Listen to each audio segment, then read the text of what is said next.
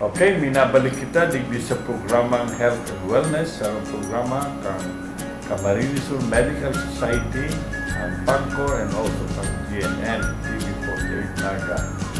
It's a weekly show that we invite doctors here in Naga to share with us their experience and also their specialty. And hopefully, manunood kita. And my guest for today is Dr. Pio, no? Si Dr. Pio is an expert dyan sa ear, nose, throat, head and neck surgery. Okay, Doc, let's continue the discussion. Ano? A lot of people are bothered sometimes. I'm sure that many experience about snoring.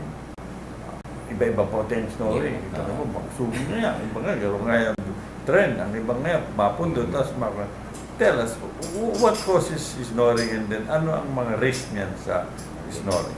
So, ang snoring po, inapuntahan na scientific or medical term, it's called the obstructive sleep apnea syndrome, Okay. or your OSAS. No? Yan po, number one is due to anatomic structures. No? Itong sa dungutan, kung medyo barado pirmi, no? We tend to breathe through the mouth. Tapos sa oral cavity naman, or sa throat, medyo dakula ang tonsils. O kung medyo dakula ang pasyente, itong pharyngeal mucosa, medyo redundant, medyo sadit po ang nagyano ng itong airway ka, no? That causes the vibration of the sound, no? Yan ang nadamutan.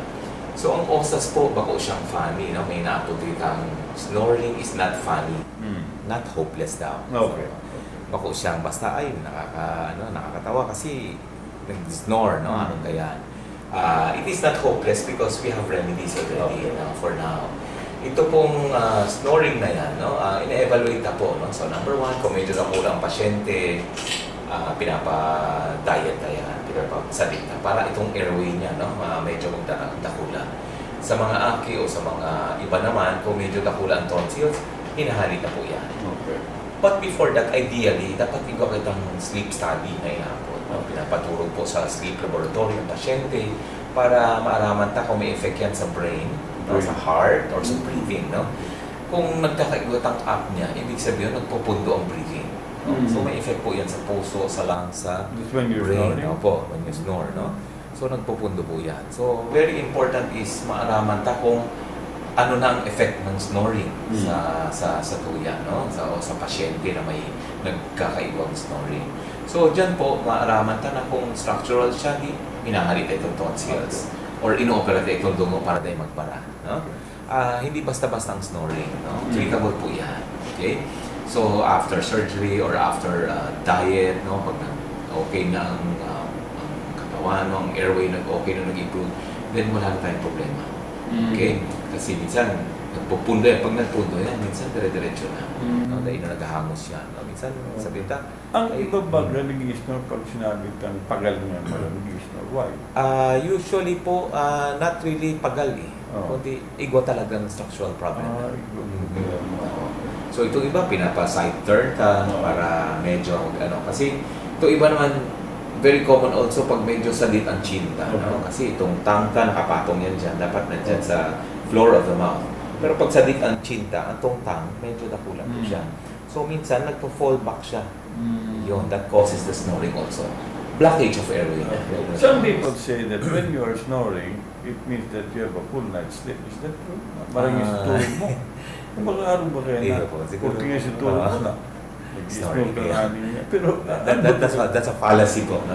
shit. Hindi po siya not related to a good sleep. So even as ENT, nagmamanage kita sleep medicine. No? Ako po man, associate member ng Philippine Society of Sleep Medicine. No? So kung dahil man pwede operahan ang pasyente, ikaw kitang inaapod na CPAP. No? It's a very small machine. No? Like now, pwedeng bit-bito na lang siya. It's called the Continuous Positive Airway Pressure. Okay. So may mask po yan, nilalagay pag matulog ka. So just to keep the airway open, parang bukas ang airway, para diretso ang hangin. No? O pagka ito naman, medyo magastos lang, pero you can use it for several. What's the purpose of that? Para i-open po ang airway, kasi positive airway pressure siya, kung kalawag siya.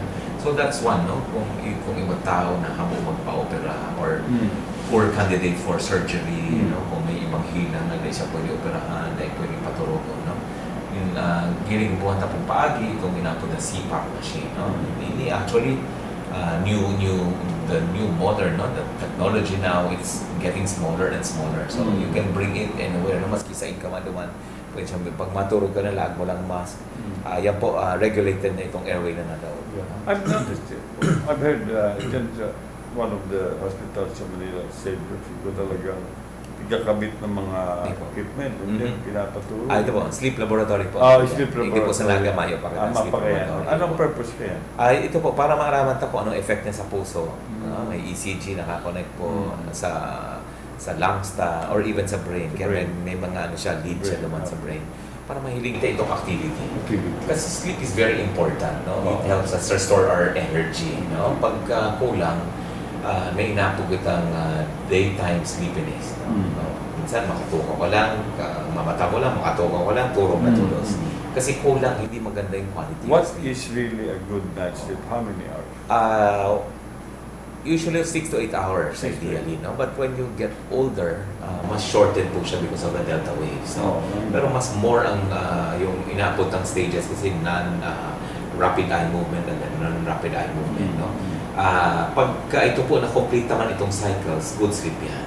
Okay. So, ideally 6 to 8 is okay. 6 to 8. But when you get older, mga isang 3-4 hours, okay na sa inday kasi rested na. Rested na. Oo.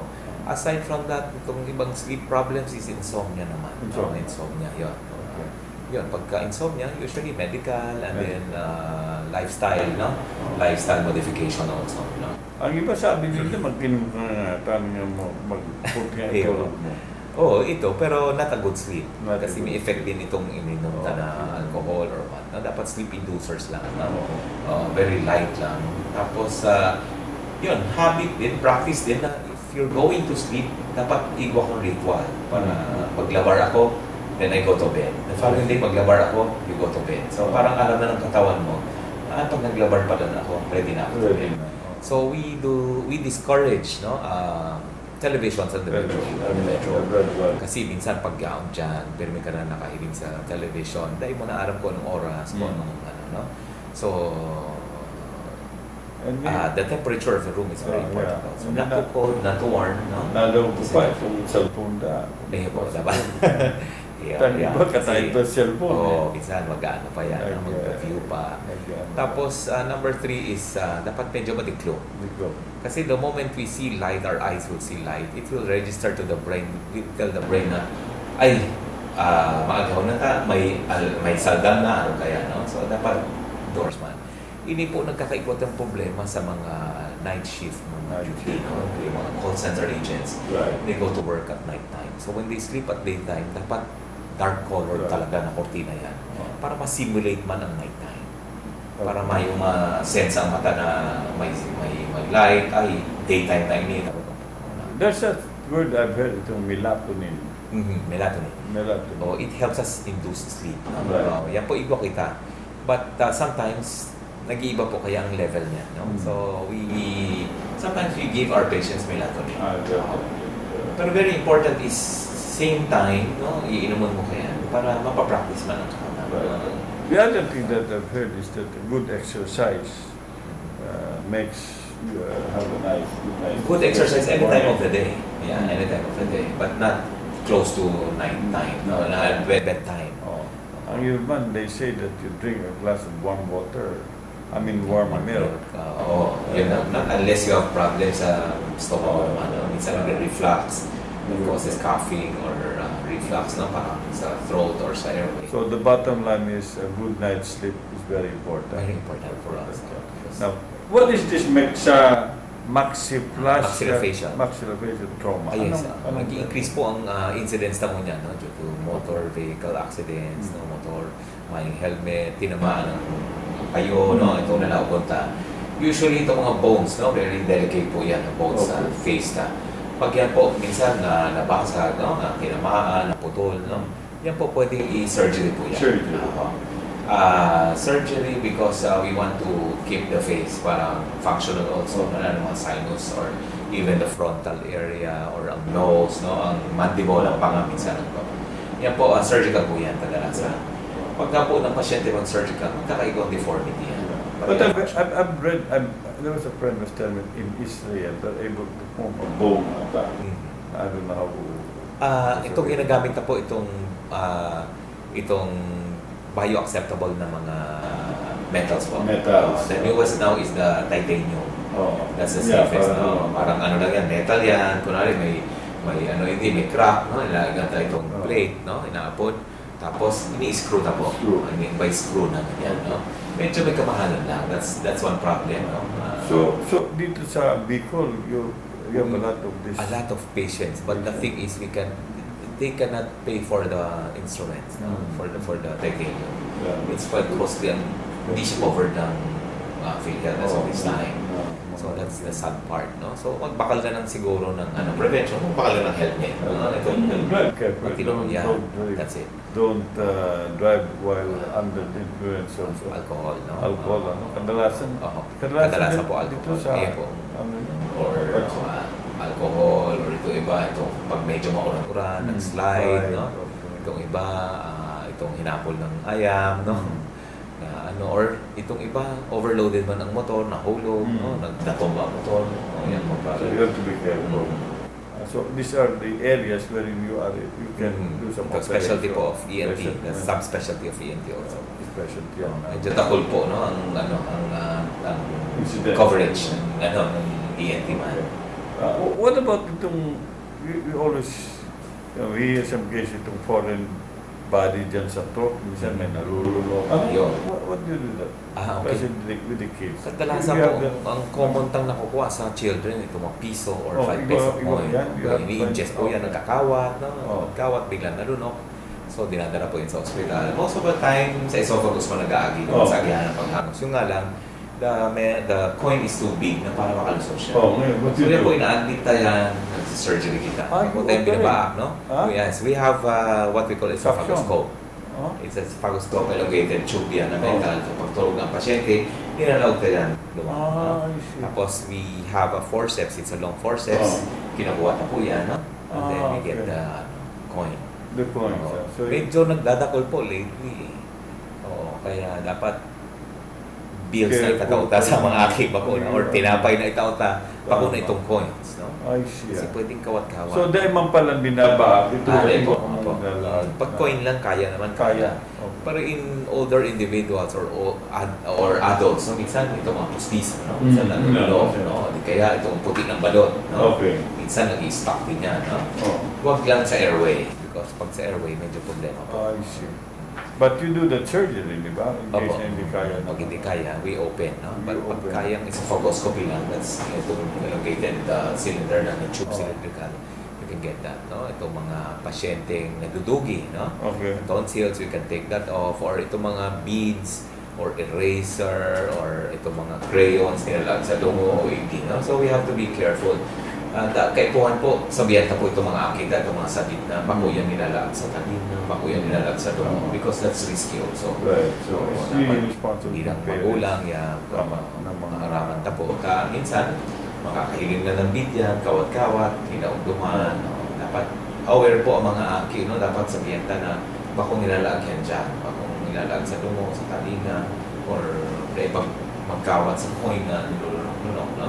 Okay. Now, what are some of the equipments that are now available here so that patients who may have suffered don't have to go to Manila anymore? Anong mga gamit ang yaon na So, ito po itong endoscopes, no? Itong Endoscope. endoscopes, no?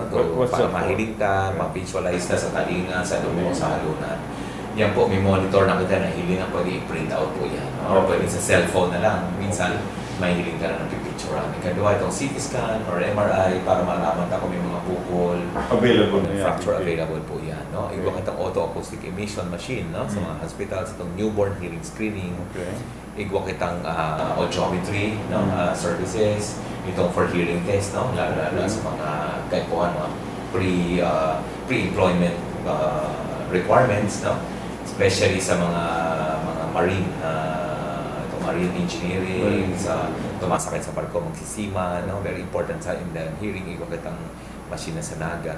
And then we can do surgery also, except for the sleep laboratory, we don't have the sleep laboratory. What other laboratory na we have to have it here? Important. Hopefully po, makapag-invest ng sleep laboratory. What's that? Yung sleep laboratory for the obstructive sleep Ah, apnea or snoring. I see, okay. Dakul po, no? Ang araw Ganda mo na din po sa po St. yan. Luke's, meron din. Iga po, sa St. Luke. Big centers in Manila, Okay. iga po kita. Namin dyan. Yun nga lang, medyo may kamahalan, kaya na yung priority. But if we take a look at it, medyo okay siya, no? Okay. Dakul na po, nagkakaproblema. I'm welcome siguro. Hopefully. We are, especially now, I've been hearing that with the BMC there, and then mga hospitals, they have now really mga equipment that are Hopefully magkaigo po kita, no? Soon. mga So, what are the cases sa tingin mo, Doc, that you don't have anyone to bring them to Manila na dito it can be attended? Yun po, sa Talingata, mga otitis media, nagtitrita po yan, hindi, no? Itong sa sinusitis, Okay. kaya na po yan, no?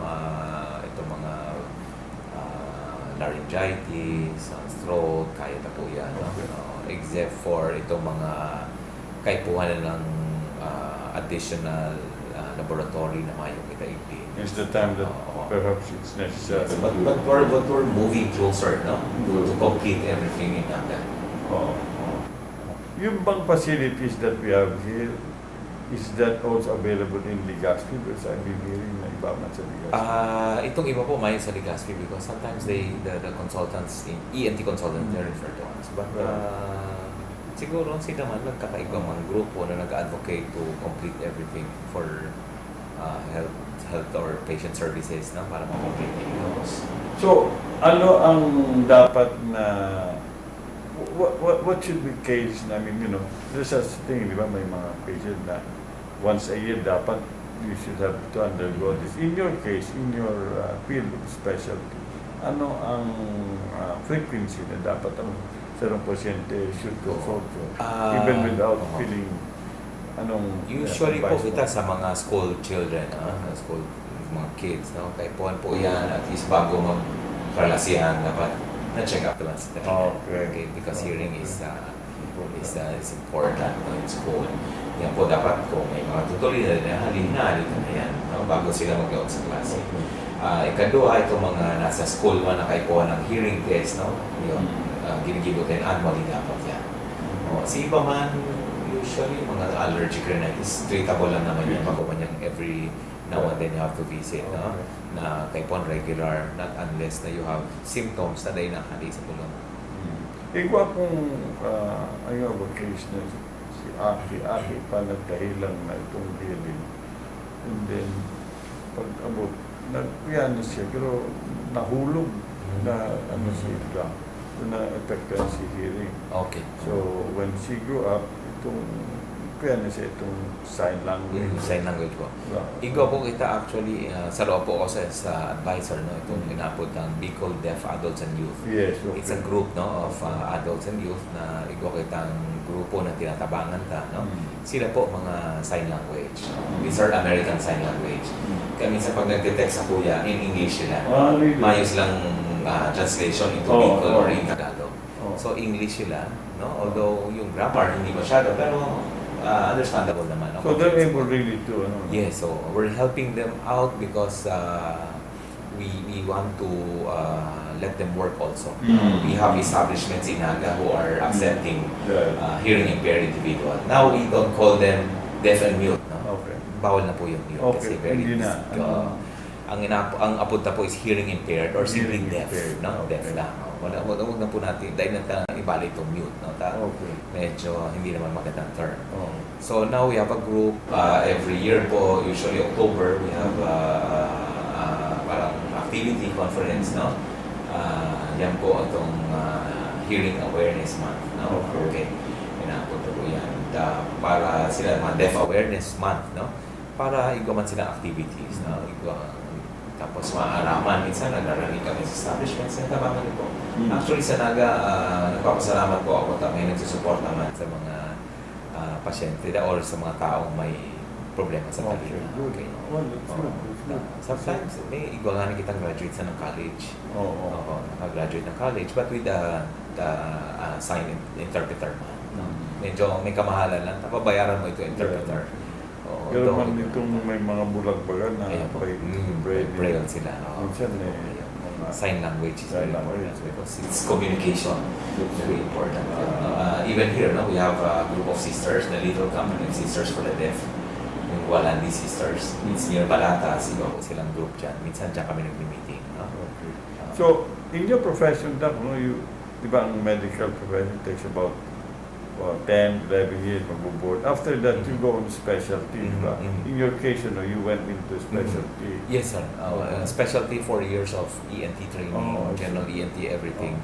And then, luckily, I had one scholarship Okay. in Japan, Japan. the Teikyo University School of Mm. Medicine.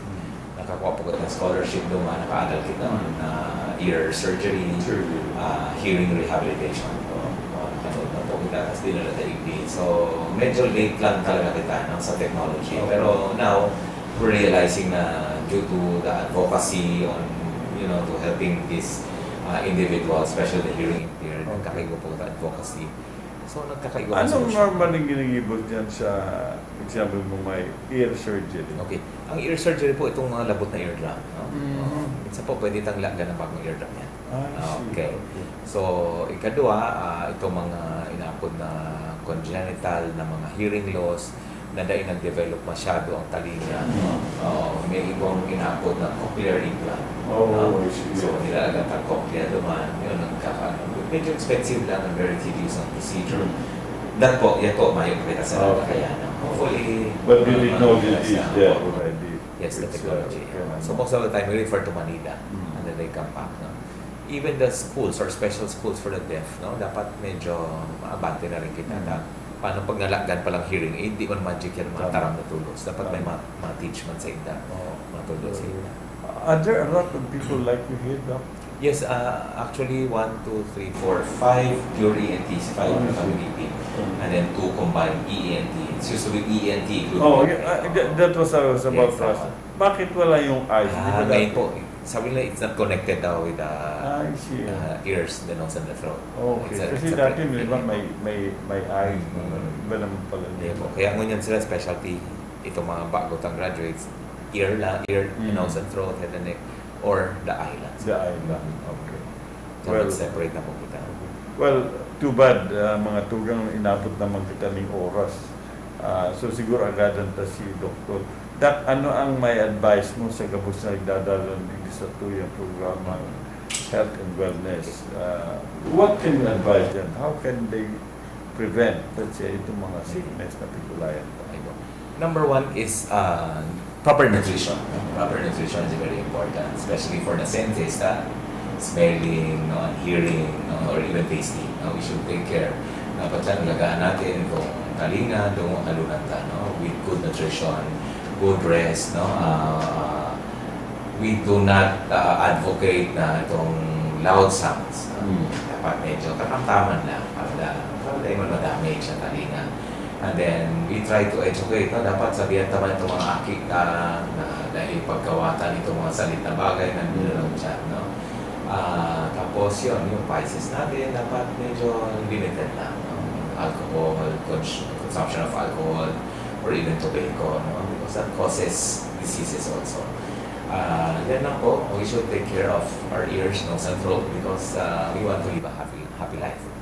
Okay, so with that, we'd like to thank our guest for tonight for sharing with us again experience niya, sa field niya. And we hope that you have learned, all of us have learned. So, you keep on watching our program. Sabi ko nga ni, ini programa may kang Camarines Sur Medical Society together with PAGCOR sa buong sponsor kaning maaraman ta kung how we can prevent diseases and how we can have a good life. So once again, we'd like to thank all of you there and of course we'd like to thank myself, si Dr. Thank you very much. Thank you very much.